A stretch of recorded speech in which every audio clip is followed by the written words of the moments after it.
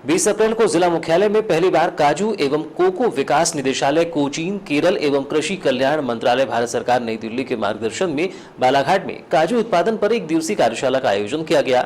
लेकिन आयोजित कार्यशाला के दौरान ही काजू की खेती पर एक कृषक ने सवाल उठाते हुए जिले में तकनीकी रूप से विभाग के पास सही जानकारी न होने का सवाल उठाया।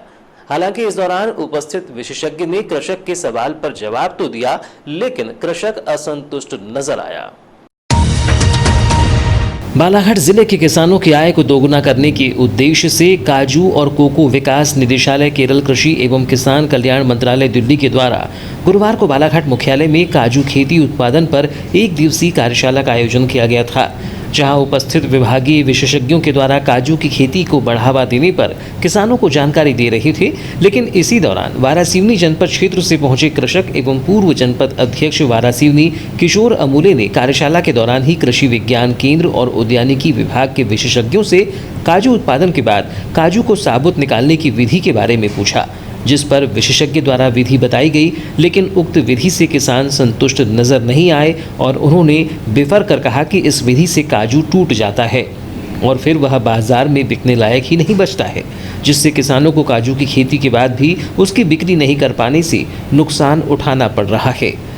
कृषक किशोर अमूले ने कहा कि खेती से पहले किसानों को घरेलू विधि से साबुत काजू निकालने का प्रशिक्षण दिया जाए, इसके बाद ही खेती के लिए किसानों को कहा जाए, जिससे कि किसान इस खेती को अपनाकर लाभ कमा सकें। और मैं उसके बीज निकालने से बहुत ज़्यादा परेशान हूँ। काजू की कार्यशाला चल रही है, आप ये बताइए कि निम्न स्तर पर घरेलू स्तर पर हम काजू का वो बीज कैसे निकालें?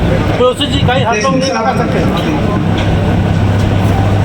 काजू की खेती करने के लिए विभाग जो है वो लोगों को किसानों को प्रोत्साहित तो करता है, लेकिन उससे जुड़ी हुई इनके पास कोई टेक्निकल सुविधा नहीं और टेक्निकल हैंड भी नहीं है इनके पास, चाहे उद्यानिकी हॉर्टिकल्चर विभाग हो चाहे कृषि विभाग, इनके पास नहीं। आपको बुला करके बोल देंगे किसानों के आप इतने पौधे लगाओ, ये लगाओ, लगाओ। अभी आप भैया तक इनने बोले कि नर्सरी लगी, ये लगी, वहाँ जाके देखो आप कि वास्तविकता क्या है। मेरे पास मैंने किसी से नर्सरी नहीं लाया, मेरे पास लगभग 20-25 पौधे हैं और इसे छोटे छोटे पौधे में अच्छे बड़े बड़े पौधे हैं और उस पौधे में लगभग एक ही पौधा मेरे पास लगभग आधा कुंटल 1 कुंटल वो देता है। अच्छा, हाँ, इतने फल है वो फल देता है। लेकिन मैं उस प्रोसेसिंग इकाई से बहुत बार इन लोगों से पूछ करके परेशान हो गया कि इनके पास आज तक उससे कोई जवाब ही नहीं कि हम घरेलू स्तर पर किस प्रकार उसकी प्रोसेसिंग करें, उसके सही के बीज हम किस प्रकार निकाल सकें। इसलिए मैंने इस कार्यशाला में क्वेश्चन किया था कि उसके बीज उसके निकालने की विधि क्या है। तो सही में हार्टिकल्चर इन लोग पर वास्तविक रूप से ये बोलते हैं कि प्रोसेसिंग कहीं चाहिए, तो वो तो बड़ा पैमाना है, कोई व्यापारी आएगा, कोई बड़ा उद्योग लगाएगा तब प्रोसेसिंग कहीं लगे। एक घरेलू किसान अपने घर में प्रोसेसिंग कहीं नहीं लगा सकता।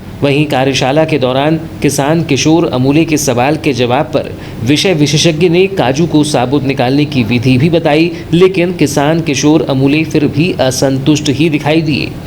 उन्होंने कहा कि उनके द्वारा इस विधि को भी अपनाकर देख लिया गया है, इससे भी पूर्ण रूप से साबुत काजू नहीं निकल पाता है, जिससे किसान को नुकसान उठाना पड़ता है। किसान ने कहा कि उसके घर पर कम से कम 15 से 20 पेड़ काजू के हैं और एक पेड़ से 6 से 7 किलो काजू निकल जाता है, लेकिन सही विधि न होने से यह काजू को बेच नहीं पा रहे हैं।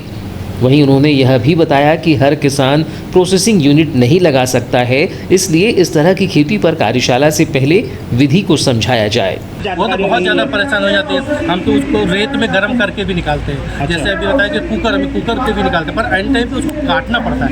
अच्छा। और मेरे पास जो कैंची है जो अपन इससे फल फूल वगैरह काटते हैं, वो कटर से अपन उसको काटते हैं, बहुत परेशानी जाती है। मतलब कैसे कि काजू के उत्पादन के लिए प्रोत्साहित तो किया जा रहा है, लेकिन सही तरीके से उसके विधि की जानकारी लोगों के पास नहीं है, जिसकी वजह से ये सफल होना उसका उचित नहीं दिखता है। बिल्कुल, क्या है अपन किसानों को प्रोत्साहित करते हैं, उसका सारी डिटेल्स उनके पास होना चाहिए कि हम पौधे लगाना, वो उसका फल लेके कहाँ बिकेगा, कौन खरीद रहा है। आज इतना मत कोई खरीदने वाला नहीं है, तो मैं तो दान में बांटता हूँ, लोगों को ले आओ, दान में बांटता हूँ और अपने घर में जाके फोड़ूंगा। सही तरीके से निकलता नहीं निकलता, आप उसका व्यापार नहीं करते। क्या लगता है कि पास में ही रेंजर कॉलेज है, रेंजर कॉलेज में भी काफ़ी मात्रा में काजू के पौधे लगे हुए हैं, लेकिन उनका देखरेख कोई करने वाला नहीं है, तो क्या कुछ कहना चाहेंगे इस बारे में? तो ऐसे भगवान भरोसे होगा और क्या, कौन देख करेगा। वहाँ जो चपरासी होंगे वही काम करते होंगे, बाकी रेंजर को क्या लेना देना।